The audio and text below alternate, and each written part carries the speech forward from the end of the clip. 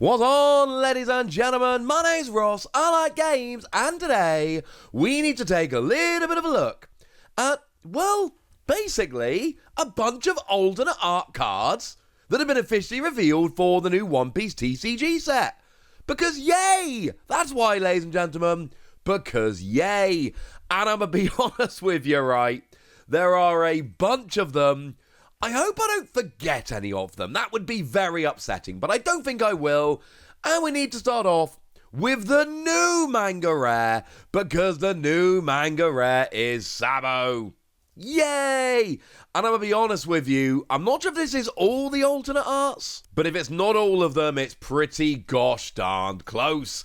So Sabo does get itself a Manga Rare, as well as a regular alternate art. And you'll notice, of course, that you got the regular alternate art and the Manga Rare, which just happen to be like basically the same card. This is expected with the Manga Rares. It's stuff we've seen before.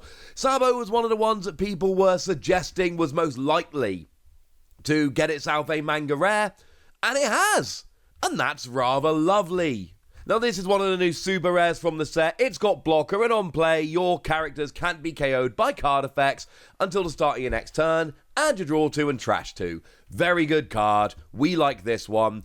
Kind of fitting that it would have such a good effect. And then the Manga Rare version as well. Be ready to pay for this one, ladies and gentlemen. It ain't gonna be cheap. Now, Monkey D. Luffy has a very new interesting card in the new set, and of course does have itself an alternate art as well.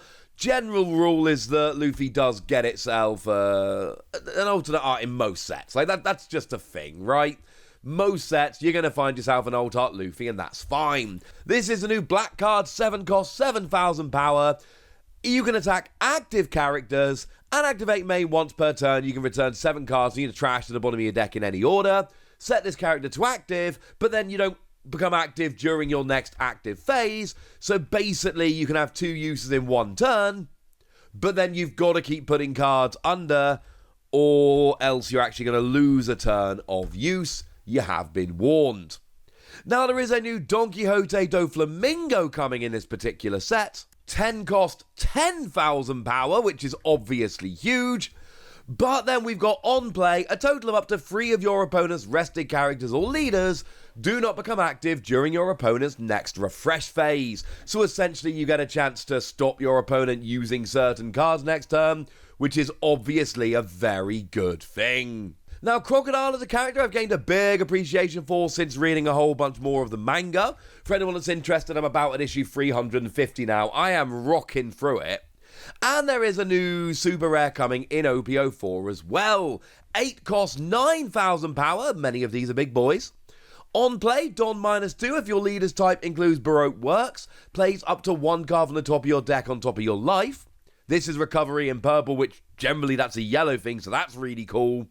And on your opponent's attack, once per turn, Don -1, draw a card, and trash a card from your hand. So you're cycling cards as well. This is another very cool card indeed. Speaking of Baroque Works and all of that stuff over in the manga, we've also got yourself a Miss All Sunday. And no, I legit didn't actually understand. I thought I was paying a lot of attention to who these characters were when I was just talking about the card game. Yeah, really didn't. Did not realize who Miss All Sunday actually was until I read the manga. And I was like, oh man, that's so obvious. Hey ho, you live and learn, ladies and gentlemen. What we got here is 5 cost, 5,000 power. And on play, you add up to 1 rested Don to your cost area. And then if you got 6 or more Don, you draw a card. Free Don, free drawing, yes.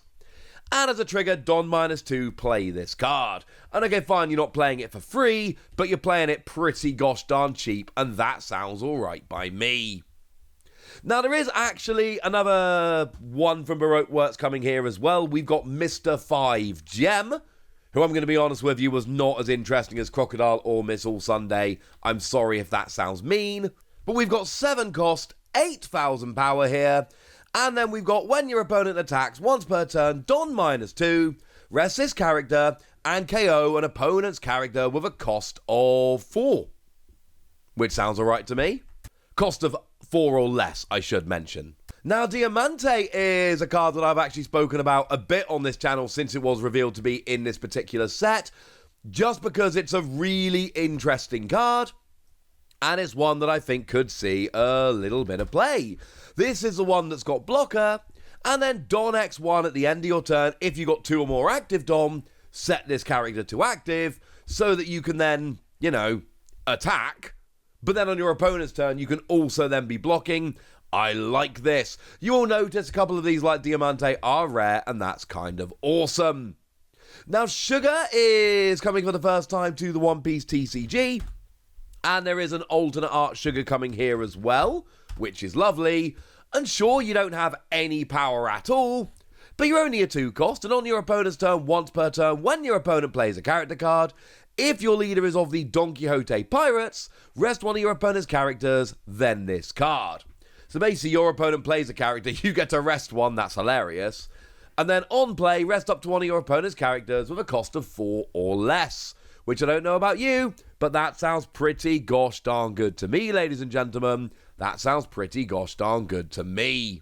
Now, Treble also gets an alternate art. I don't know how many people were desperate for that, but it's coming. 6 cost, 6,000 power. On play, KO up to one of your opponent's rested characters with a cost of 5 or less. And on your opponent's attack, you can pay 2 to set up to one of your opponent's characters with a cost of 4 or less to rest. It's fine. It's alright. It's not one of my top choices to get an alternate art, I'm gonna be honest with you. But it's still a cool card, and some people will enjoy it, and that's alright by me. Now, the other cards that need to be had a look at in terms of the alternate art here are all of the leaders. We've had all 6 of the leaders been revealed as alternate arts, and you'll notice that once again we've got a different design.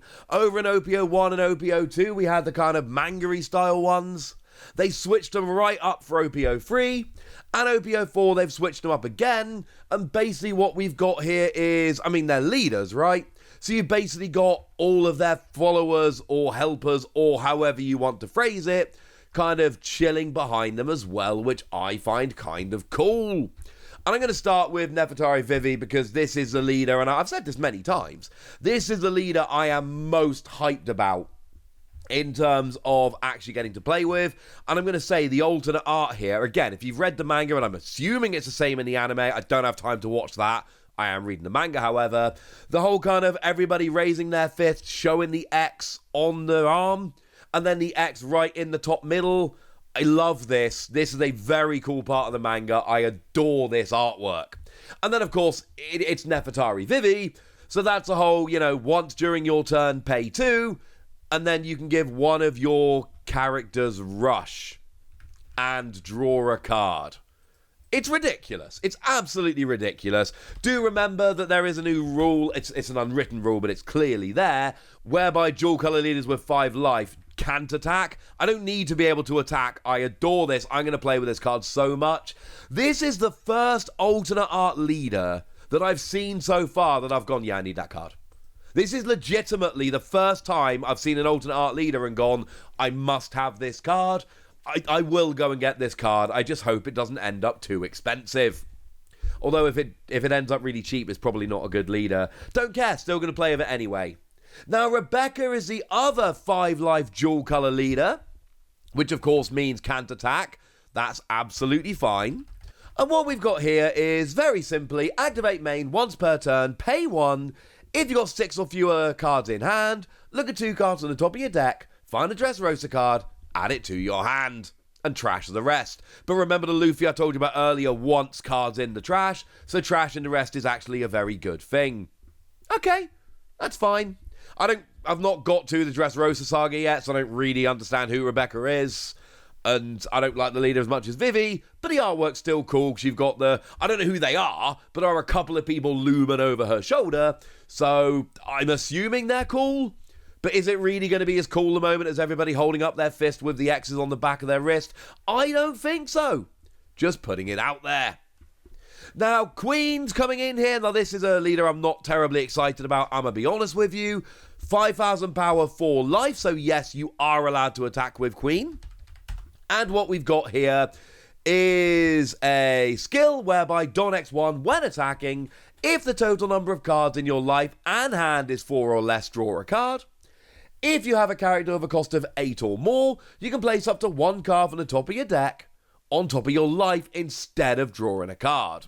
So, yes, you get to recover when attacking, which is awesome, but that's only if the total number of cards in your life and hand is 4 or less, and you've got an 8-cost character on the board.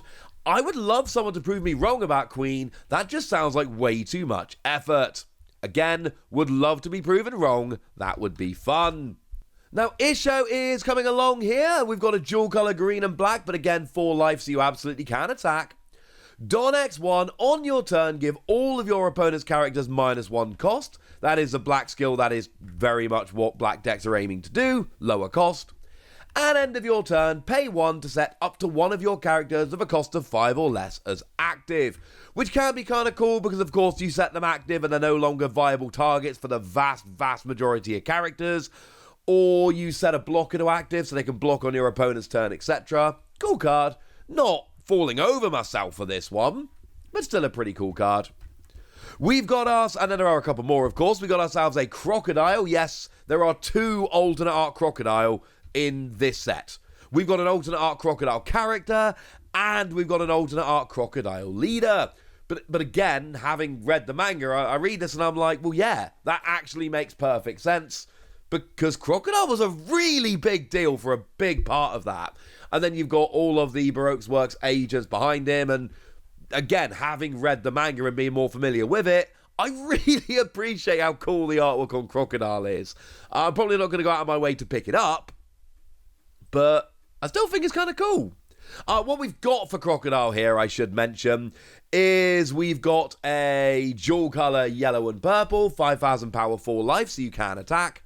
On your opponent's turn, once per turn, when you return Don from the field to the Don deck for one of your effects, add a Don from your Don deck as active. So basically, if you get rid of one of your Don on your opponent's turn to use an effect, you get to replace it, but with an active Don, which means it is available to use right away, which is a very big deal. And then we got Don Quixote do Flamingo, and of course this is another cool one because we have an alternate art Don Quixote do Flamingo character in the set, and we get ourselves a leader here now as well.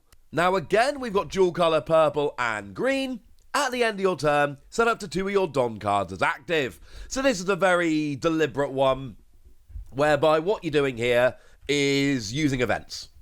Generally speaking, this is for events, so you're making sure that you've always got some active Don for your events during your opponent's turn, which is cool.